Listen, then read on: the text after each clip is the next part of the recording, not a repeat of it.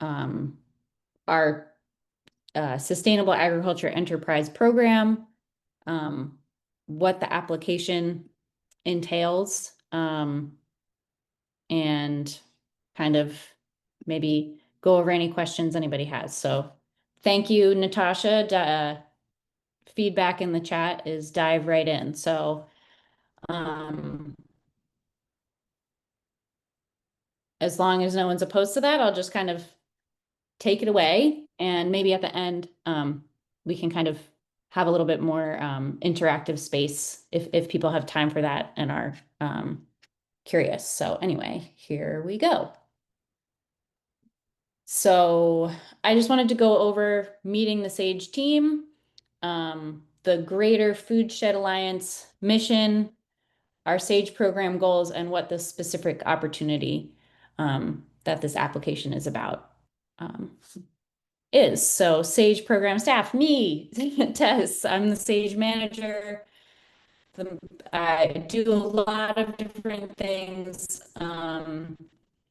but mostly oversee the operations and background of the program.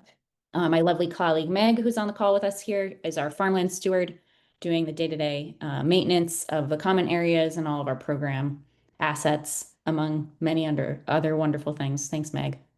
Um, so the SAgE program, as most of you probably know, but maybe not all of you, is part of a larger organization called the Foodshed Alliance. And the Foodshed Alliance's mission is to support regenerative farms, increase access to local healthy food, and safeguard the environment for all members of our community. And we know and believe that the future of our health, our land, and our communities are to serve that greater mission, and SAgE being one of them.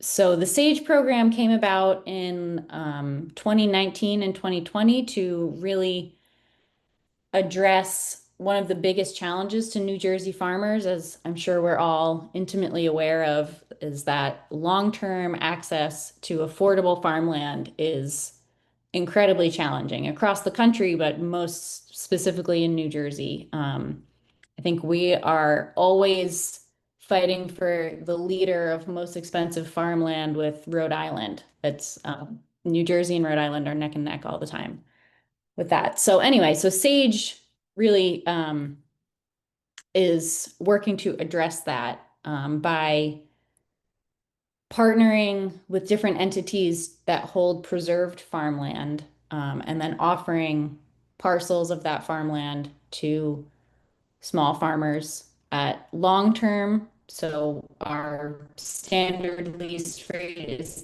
10 years and affordable rates. So our prices are and $150 per acre per year. And we can get into the more of those details as we get deeper into the application.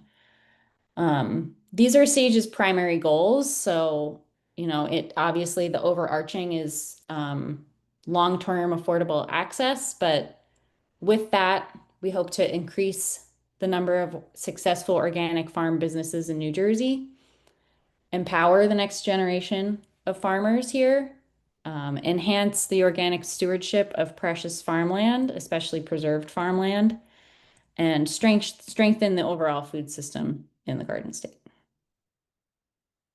So this specific opportunity, we have a total of 9 acres available for applications at our SAGE Andover location. So that's in Sussex County. It's right off of Highway 206. If you can see my cursor here, this is 206. So the land that you can see highlighted in this green kind of sort of rectangle is the total of the 9 acres that's available. So right now it has been separated into 2 parcels, and that dividing line is about here. So that part at the bottom that I just kind of encompassed is about 3¼ acres.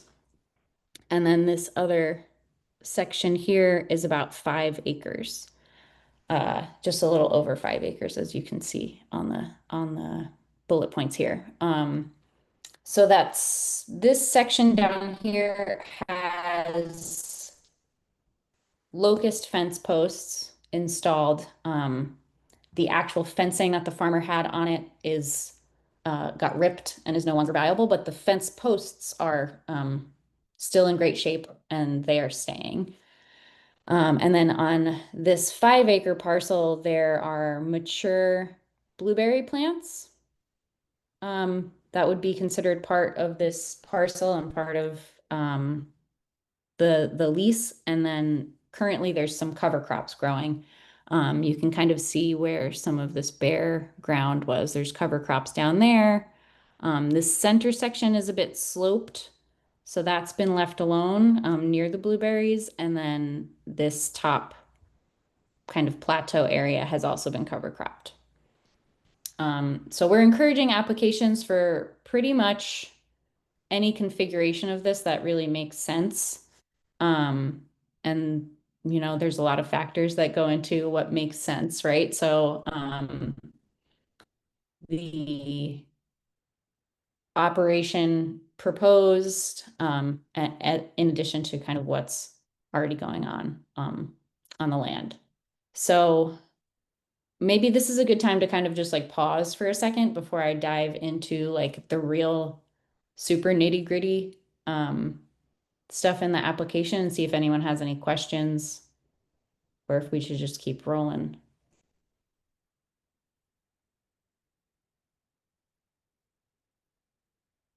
Natasha, you have a question. What's your question? But you can't come off mute. Okay. Let's see. Are they open to smaller parcels? Yes, absolutely. So, before I get into the actual application, let me see really quick. I'm going to stop sharing and I'm going to go to straight up Google Maps.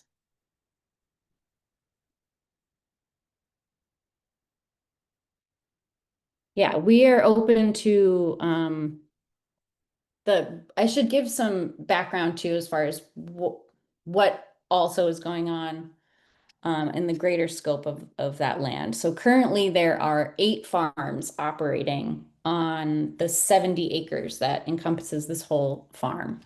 Well, the 70 farmable acres, I should say. There's a preserve next to it as well that is about 200 acres, but that's not farmable. So here, getting back to my screen share, if everybody can see this map now. Here we go. So you can kind of see comparatively to what we were just looking at, right? So this is the area that's available.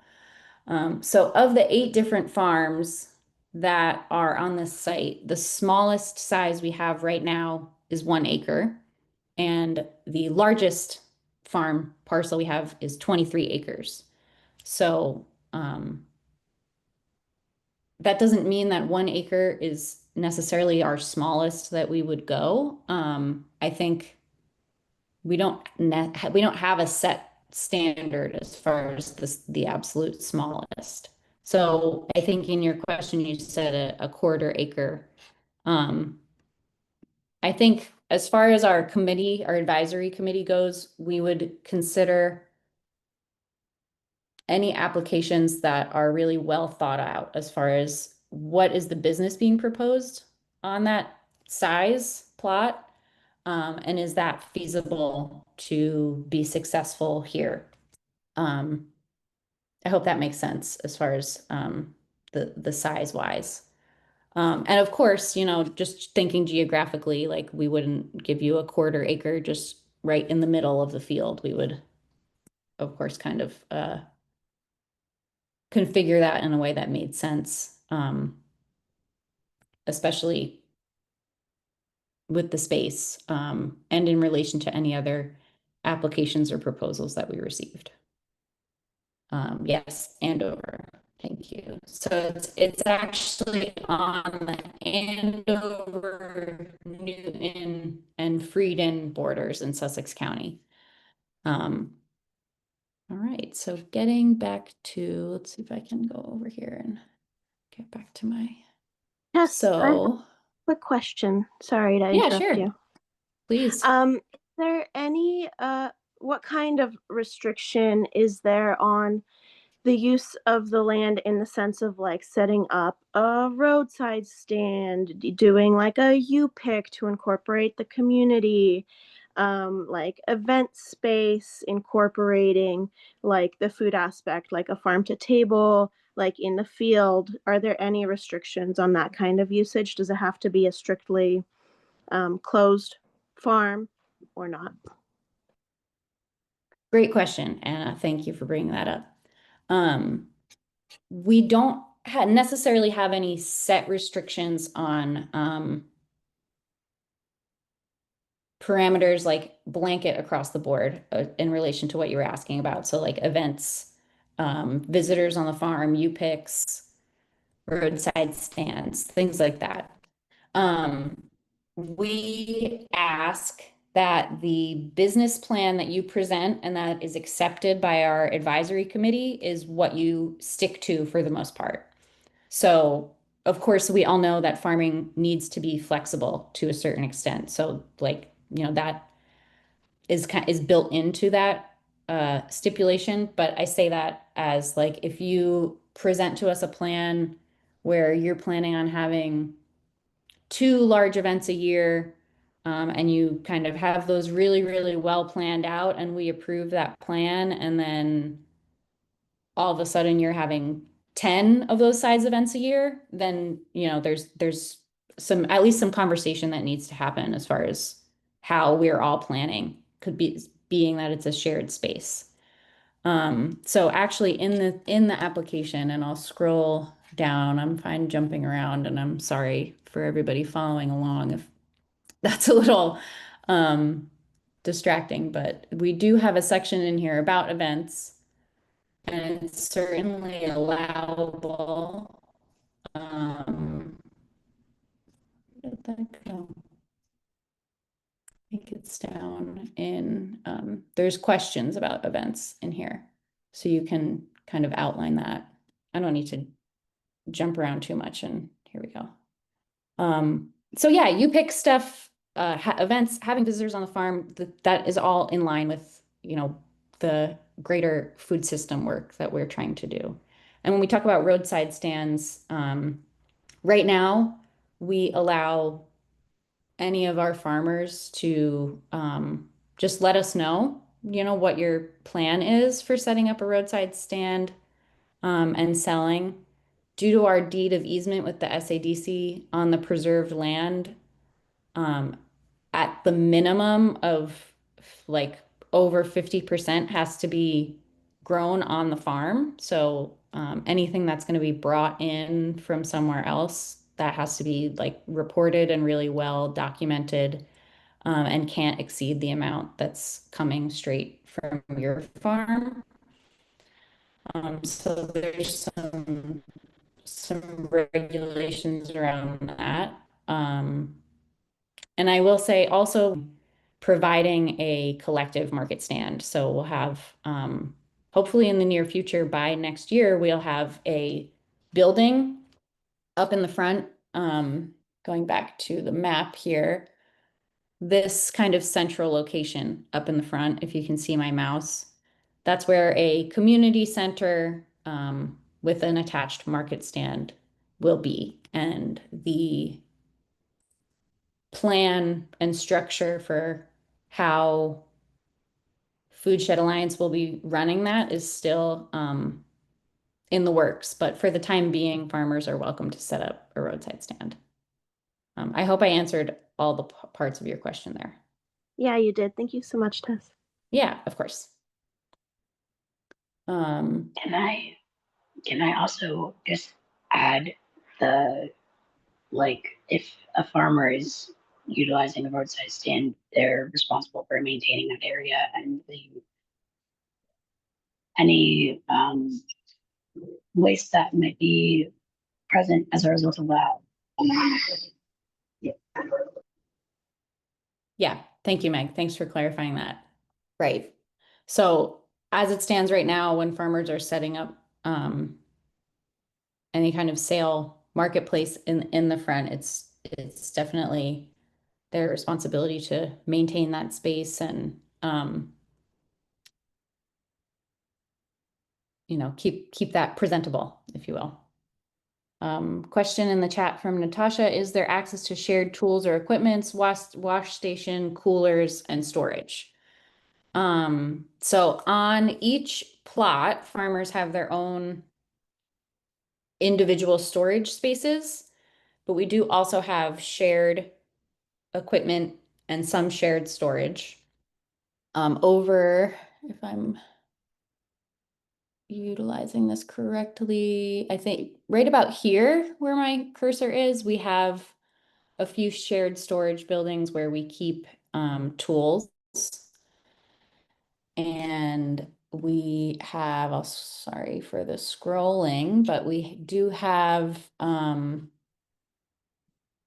BCS at each of our SAgE locations with kind of a slew of implements. Here's the breakdown there. So we have a walk behind electric start tractor with all of these different implements. So flail mower, rotary plow, bed shaper, and all of those are available to use just at request. We have a booking calendar that we ask our farmers to use. And then the rental fee is just $25 per day, and that goes into a shared maintenance fund. So for example, one of our BCS is in the shop right now. So the cost of that repair will come from the maintenance fund first, and then Foodshed will cover the rest of that cost if needed. And then wash station, in addition to the construction of the community center and the market stand that's going up front, we are also in process of also include the installation of an additional cooler for the farmers to use. If I'm requesting 1 acre, can I use 3/4 of that request for cultivation, the rest for storage, cool bot? How is it that I would determine how much space I would need? That's a great question.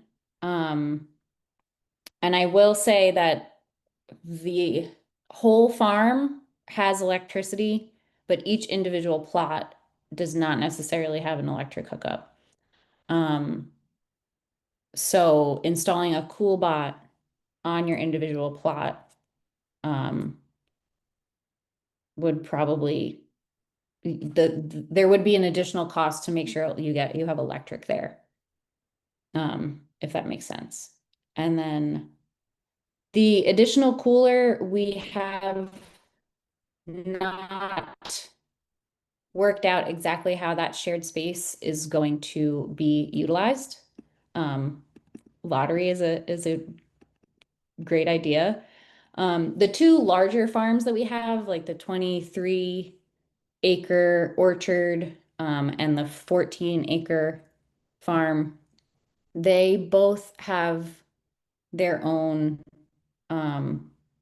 storage space that they kind of manage. So they obviously, when you think about like okay, we have a 1-acre farm and a 23-acre farm and kind of everything in between, how is that storage really?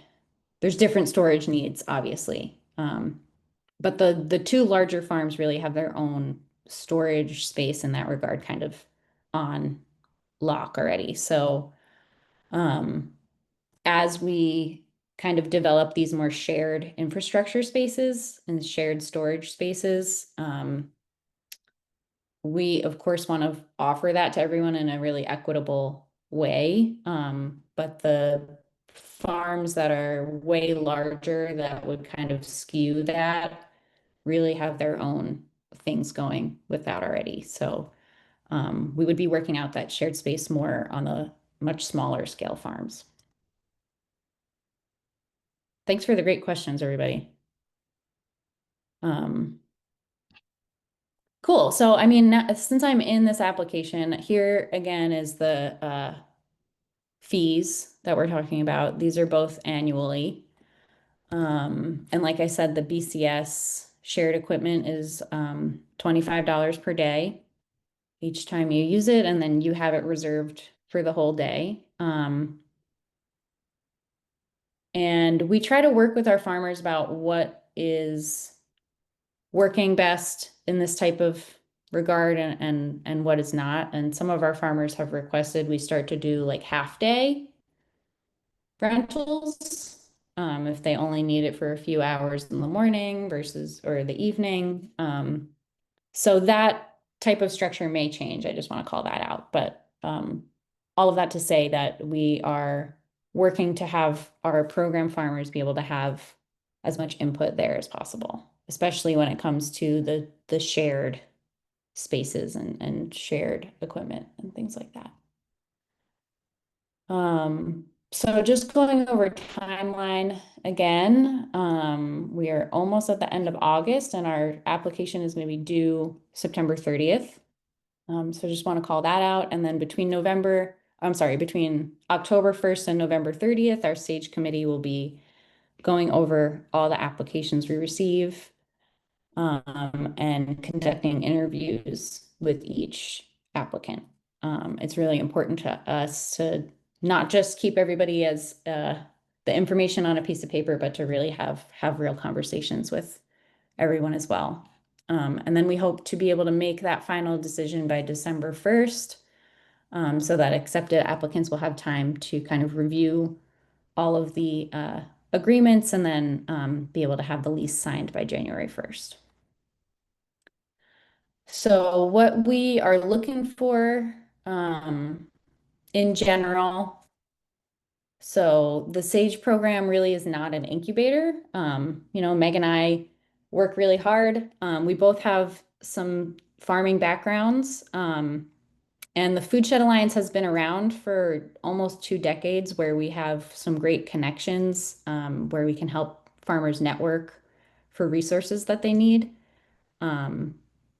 But we really ask that applicants are coming in with some definite background experience, the ability to create and follow through on a detailed farm business plan, and are really career oriented.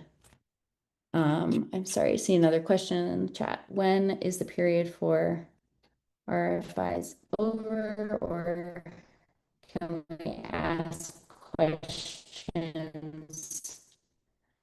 up until the app is due? You can certainly ask questions up until the application is due. On a personal note, away for a lot of the month of September. I'm getting married and going on a little honeymoon. Hooray for me.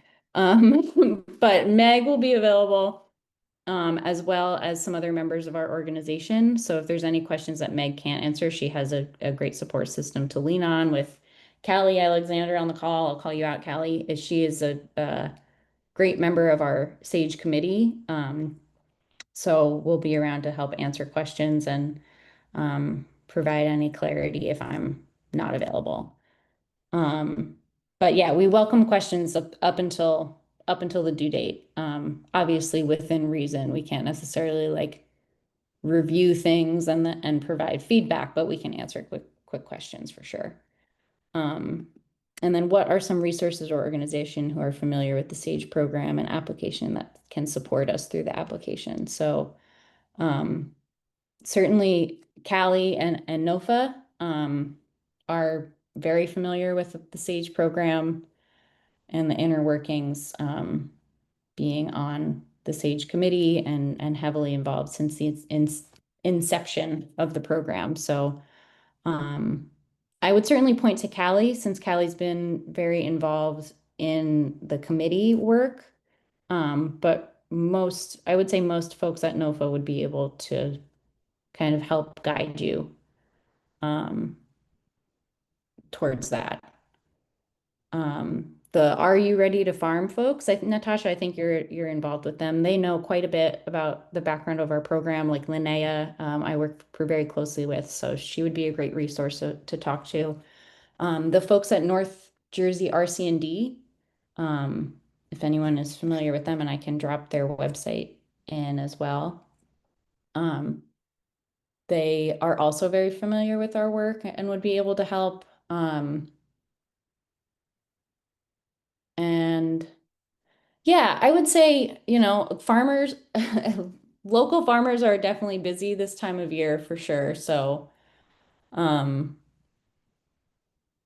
that's hit or miss, but certainly any established farmer that I would personally lean on friends in that realm to kind of help if you have questions specific business wise, or there's more as we get into the application a little bit more, there's like, questions about market research and not necessarily market research, but do you know the products that you're trying to market and where you would go with that? And there's certainly different entities.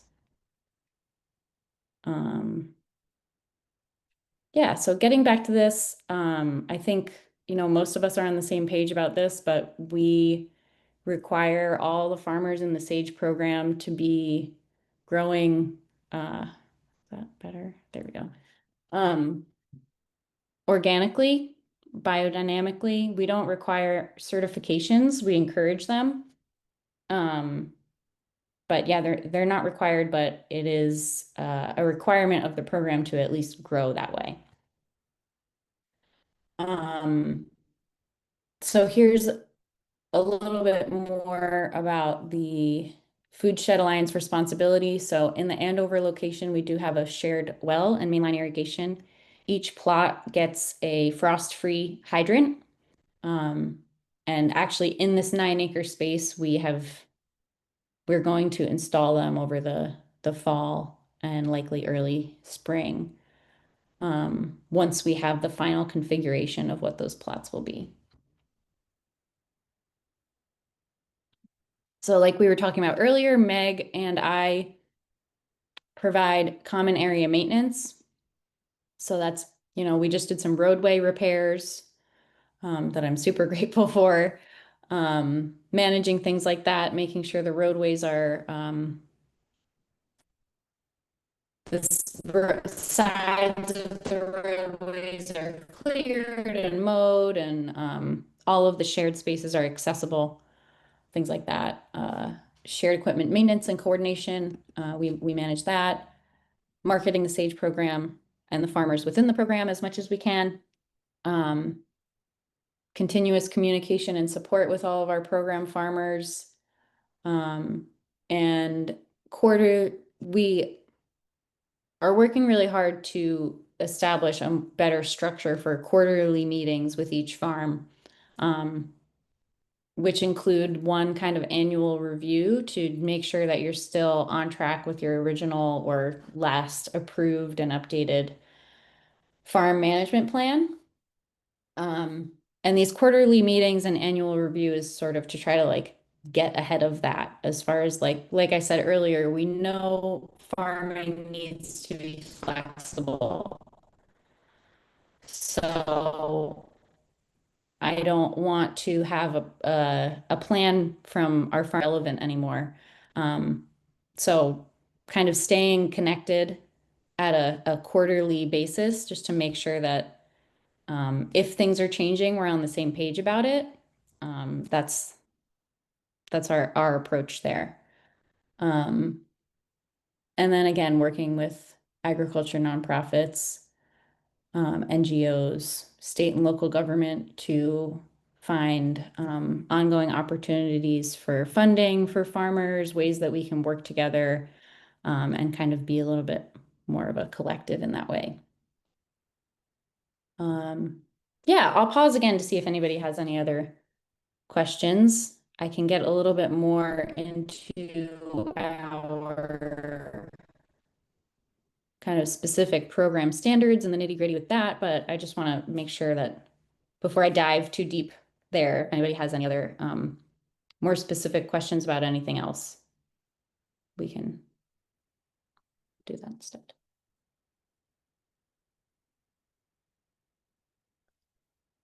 All right, so I guess I'll just kind of keep going on our program standards here. So Um, Yes, hello. I came a little late. oh, sure. Um, and I'm one of the Rutgers beginner farmers, and my question is, do farmers who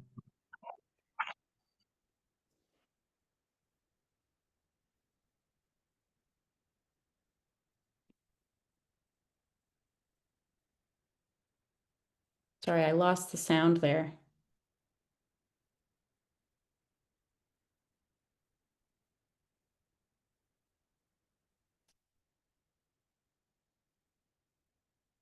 Oh, yes, hello, do you hear me? Yeah, I can hear you now. Great, thanks. Okay, I'm sorry. I started talking and it must have froze on my end. Um, Oh, no worries. I but can hear you like now. okay, thank you. So my question is, so where I'm one of the, I guess, beginner farmers. I did my first two of the years of the Rutgers beginning farmer, and then year three trying to acquire land just been a little harder than I thought. So is this program will it only be for established farmers who already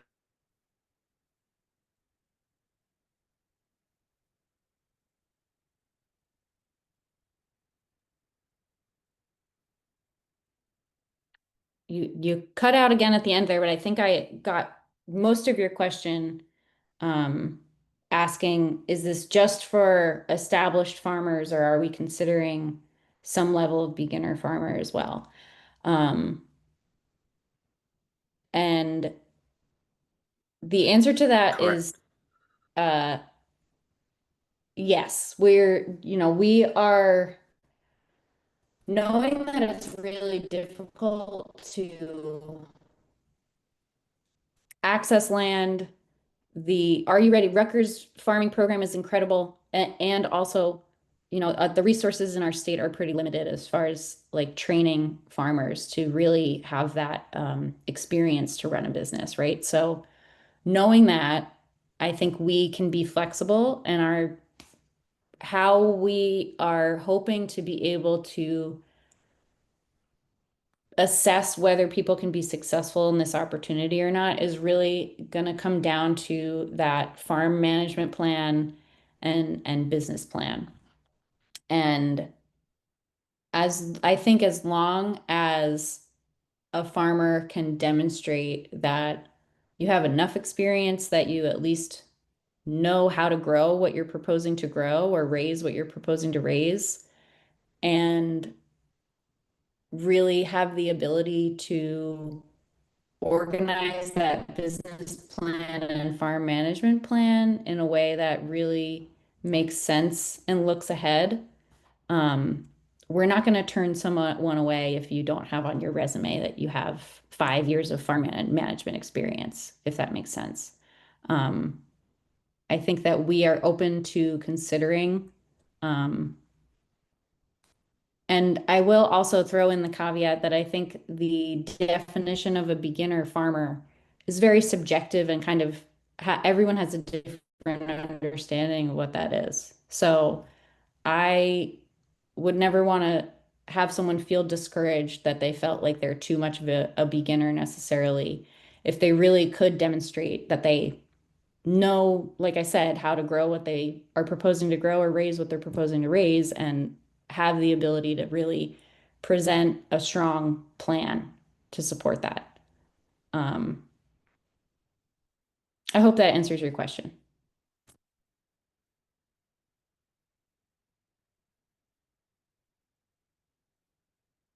Oh, no, I don't even see they're on the call anymore. Their internet must have cut out, but Uh, I know who he is. I'll reach out to him and share the info.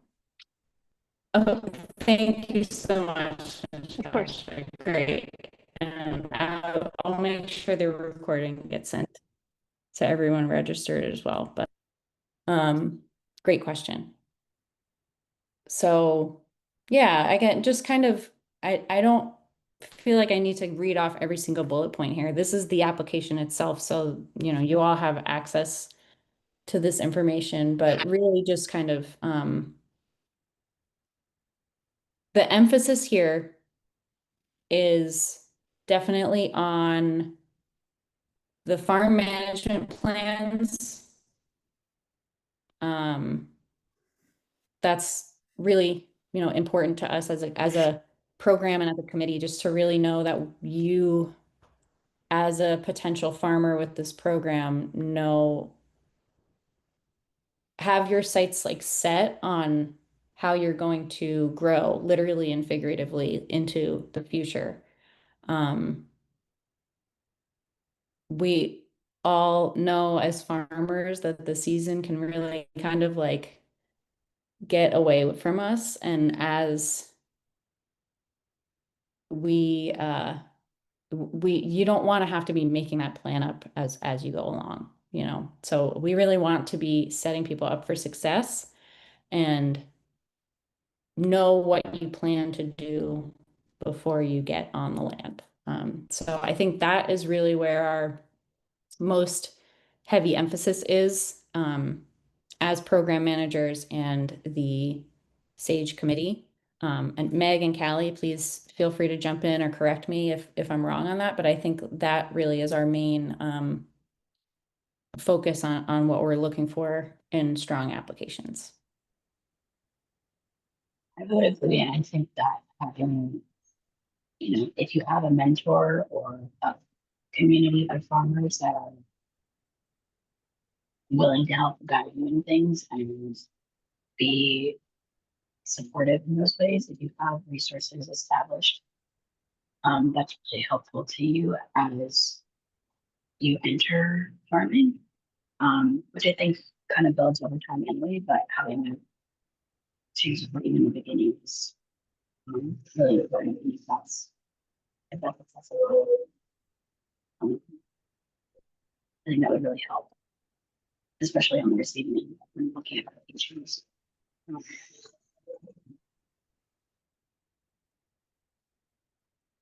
Right. And of course, it's not required that you have a mentor that you can name coming into this, but obviously that's extremely helpful. And we do ask for references, and they don't necessarily have to be farm related references. Any kind of professional reference is helpful for us.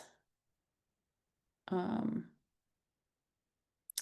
yeah, so I'm just kind of going through our general program standards here. I think Anna, you asked about marketing on farms. So yeah, farms are absolutely permitted to do that.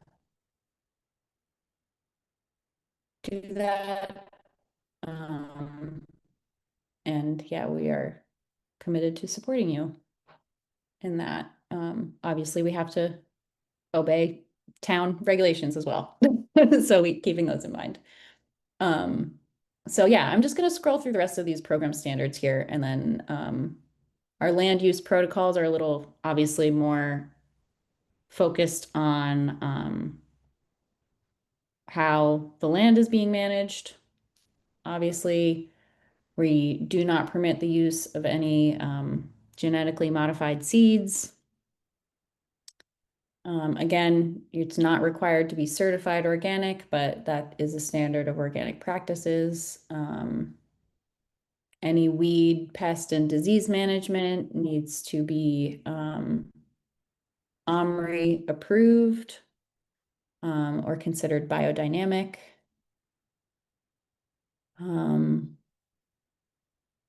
If you are planning livestock, I will just call out as well while we're on this call too that there are certainly going to be more,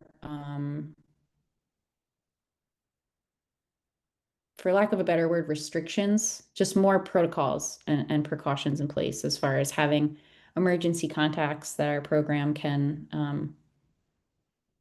have access to. If anything were to happen, a fence breaks and the main farmer's not available, we need to have some backup contacts there. And a little bit more planning and experience check is going to be involved if there's livestock proposed in your plan. Firearms are not permitted. And at this location, there is, like I had mentioned earlier, there's a 200-ish acre preserve next to this farm that's managed by the Ridge and Valley Conservancy, and they have a small cohort of hunters that are permitted through their conservancy to use that preserve area. But as far as the farmland is considered, there's no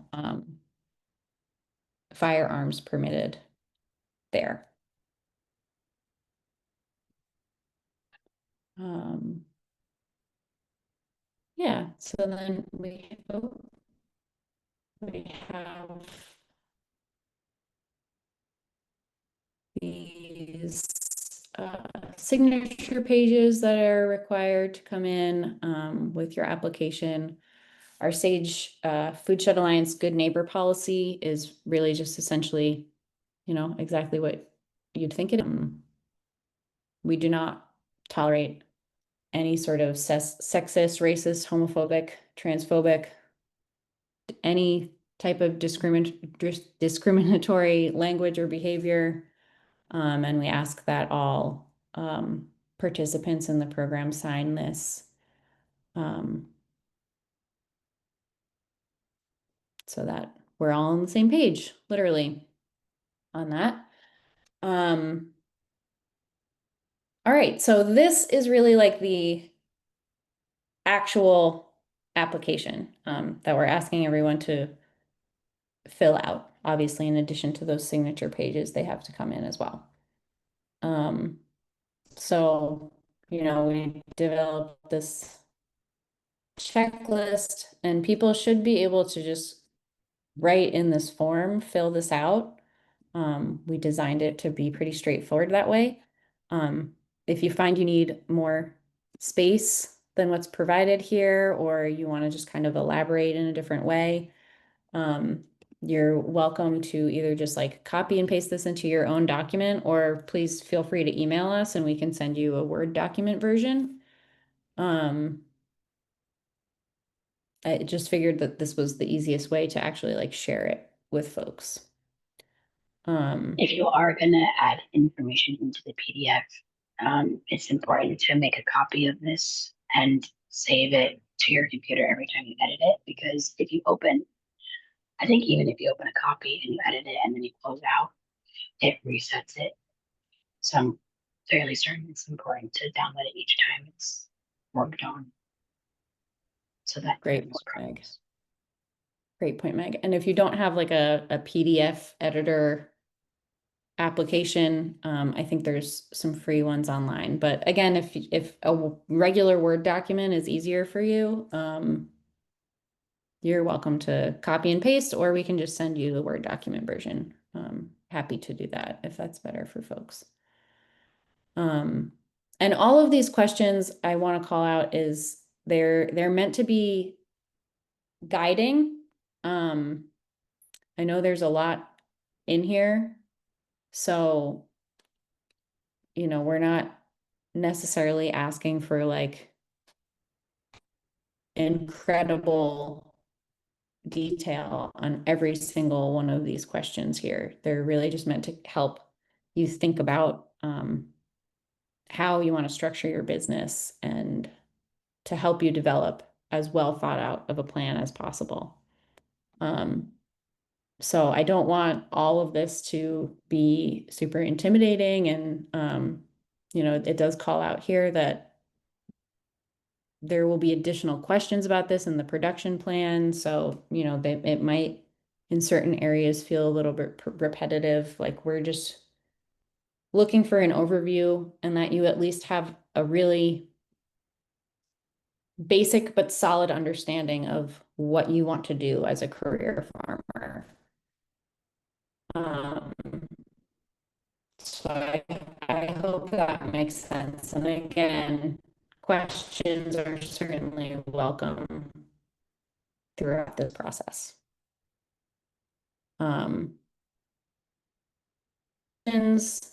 To guide our last few minutes about this, or I can just kind of keep going through the application here.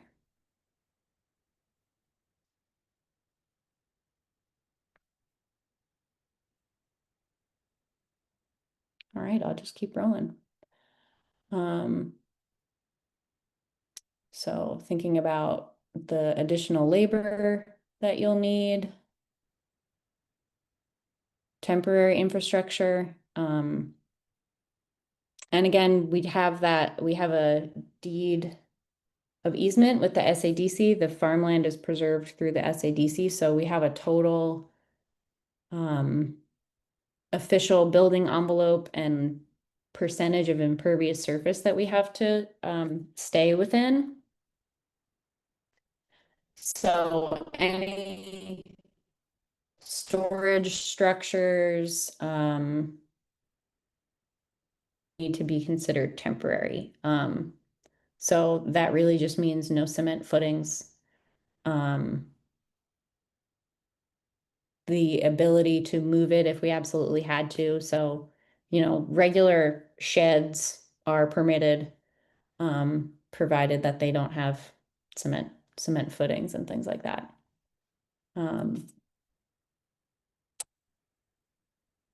Storage and maintenance of equipment. We talked about weeds and disease management, compost and fertility encouraged. And you can see here, like I mentioned, the emergency contact information for livestock, if that's planned. We talked a little bit about events. And again, I know, especially as a former farmer, events are sometimes something that can kind of like develop as time goes on. So again, we welcome a little bit of flexibility and changes and new ideas as time goes on. But if there are definite things that you'll want to be planning or even planning to develop at a later time, it's good to kind of just call some of those ideas out in the beginning, and then just be really transparent about things as they are updated and developed. Production plan. So this is kind of getting into a little bit more of the like nitty-gritty stuff in the field for sure. And we ask that you kind of think at least 3 years ahead. You're applying for a 10-year lease. So obviously, as we've been saying over and over again, what you set out to do in year 1, you can't always really project what's going to happen in year 10. Things change frequently and sometimes quickly in farming. So just think at least being able to think 3 years ahead, we've found is helpful for people to really like, set out on the right, set it, have the best foot forward, set out on the right path. Thinking only year to year can get a little tricky. What we're really trying to establish here is that long-term thinking and that long-term planning. Soil management,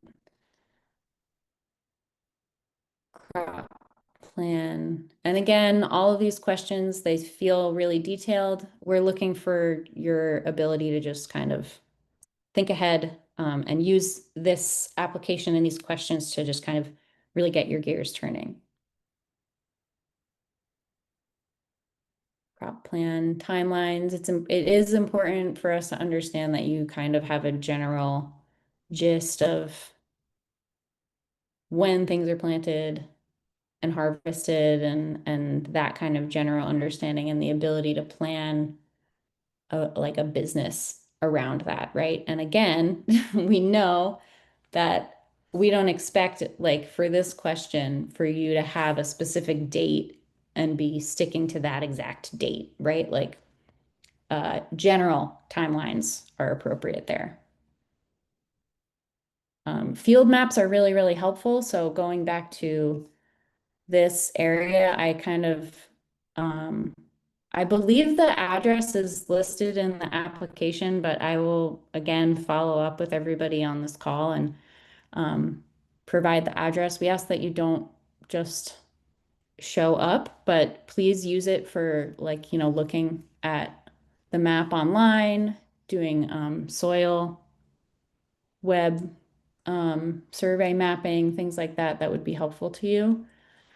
But kind of mapping out in spaces that say you wanted to apply for this acre right up in the front of what's available here. Taking a little screen grab of this and giving us a depiction of where you would put your storage and where you would put different fields and kind of configure the space is really helpful. Disease management, we talked a bit about pests and predators. All of these management styles need to be humane and considered organic or biodynamic, regenerative, however you feel most called to frame that.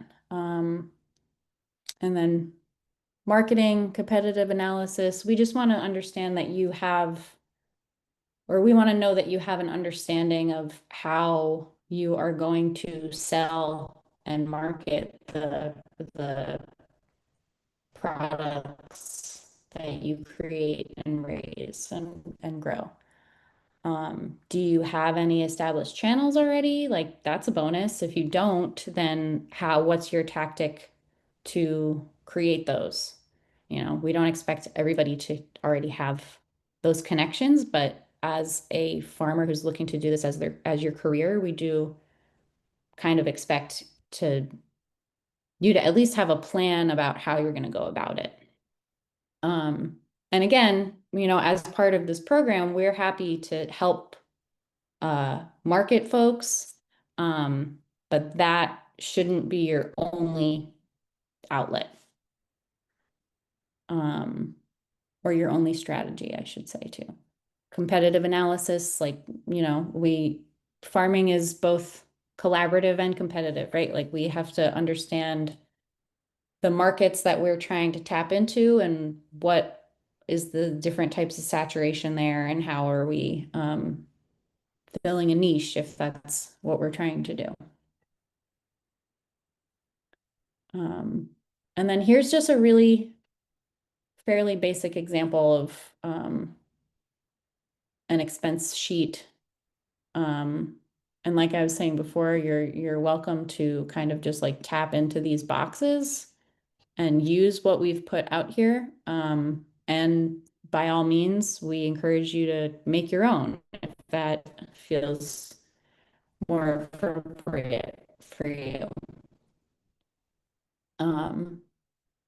So total expenses, we have all of our, well, what we would consider kind of a minimum of fixed costs there. Labor should really be another, I guess labor could be a variable cost. Here it is. And then your annual income. So again, this table is here for you to use. It's also really just here as an example. I would really encourage folks to kind of do the exercise to create your own sheet and kind of play around with how that works. But this is here as an example for you to use if you like.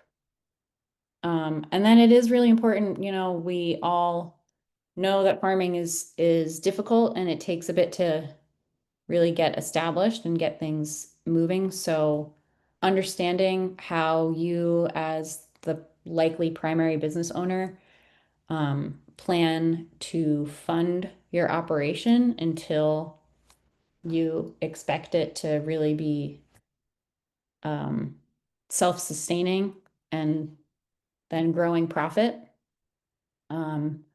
That is important for us to understand too. We want to, again, just set everyone up for success. And